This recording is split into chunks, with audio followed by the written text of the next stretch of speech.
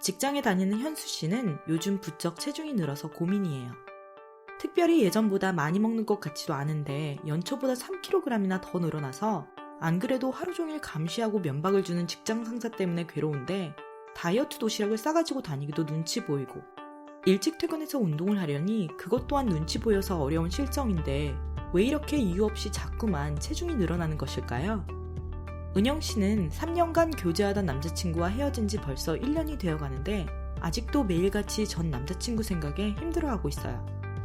그뿐만 아니라 은영 씨와 헤어지고 얼마 되지 않아서 새로운 여자친구가 생겼다는 소식을 접하고 더 괴로워 이참에 다이어트를 해서 예뻐지리라 다짐했지만 체중 감량은커녕 점점 더 살이 찌는 것입니다. 도대체 왜 현수 씨와 은영 씨는 예전보다 많이 먹는 것도 아닌데 자꾸만 체중이 늘어나는 것일까요? 이 둘의 공통점이 혹시 보이시나요? 그 이유는 바로 지방 저장 호르몬인 인슐린 분비를 촉진하는 또 다른 호르몬, 바로 스트레스 호르몬 코르티솔 때문인데요. 스트레스를 받으면 살이 찌게 되는 정확한 원리를 이 영상에서 다뤄보고 이를 해결할 보다 확실한 방법을 알려드릴게요. 먼저 영상 오른쪽 밑에 빨간 구독 버튼 누르신 후 종 모양 누르시면 앞으로 러브에코의 건강 관련 유익한 영상을 제일 빠르게 만나보실 수 있어요. 혹시 투쟁 도피 반응이라고 들어보셨나요? 원시인들이 길을 가다가 맹수를 만났을 때 어떻게 했을까요? 맞서 싸우거나 또는 재빠르게 전력을 다해 도망쳤겠지요. 바로 이러한 상황에서 코르티솔이 분비되어 단백질을 분해하고 이를 포도당으로 전환하여 맞서 싸우거나 도망칠 때 필요한 즉각적인 에너지를 공급하게 됩니다. 만약 코르티솔이 분비되지 않는다면 공복 상태에는 포도당이 부족해서 도망치거나 맞서 싸울 반짝하는 즉각적인 힘이 없었을 테고 아마도 지금까지 인류가 생존해 있기는 어려웠겠지요. 그만큼 코르티솔은 우리에게 없어서는 안 될 매우 중요한 호르몬이에요. 하지만 과거에 받았던 스트레스와 달리 현대인들은 직장 문제, 결혼 문제, 자녀 문제, 금전적인 문제 등 빠르게 해결되지 않는 만성적인 스트레스에 시달리고 있기 때문에 지속적으로 과도한 양의 코르티솔이 분비됩니다. 그 결과로 수개월 동안 장기적으로 혈당이 높아지게 되고 혈당이 오르면 분비되는 지방 저장 호르몬인 인슐린 분비를 촉진하게 됩니다. 우선 인슐린과 체중 증가의 상관관계에 대해 먼저 이 영상을 시청하시면 더욱 도움이 됩니다.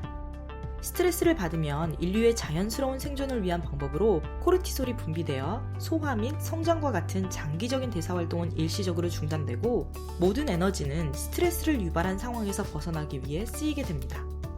그래서 스트레스를 받을 때 식사를 하면 소화불량을 경험할 수도 있는 것입니다. 그런데 예전에는 곧바로 맹수로부터 벗어나기 위해 도망치거나 맞서 싸움으로 인해 격렬한 신체 활동이 있었을 것이고 이로 인해 포도당이 바로 연소되었을 것입니다.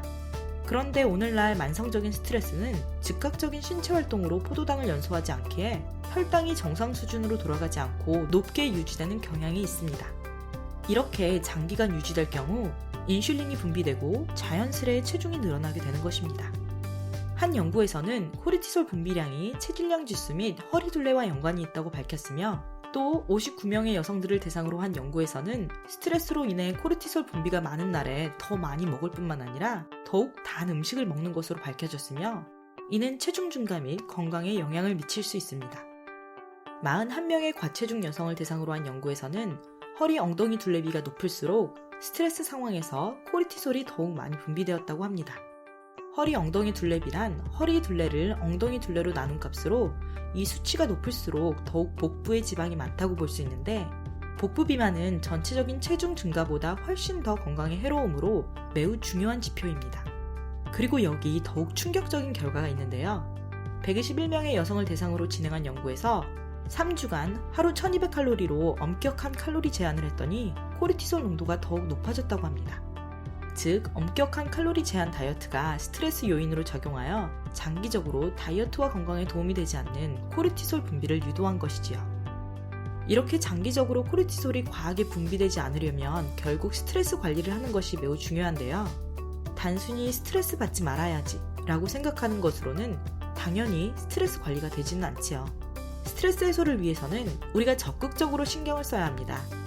먼저 가장 중요한 것은 수면입니다. 미는 잠꾸러기라는 말이 있지요. 이처럼 수면은 미적인 측면뿐만 아니라 건강에도 큰 영향을 미칩니다.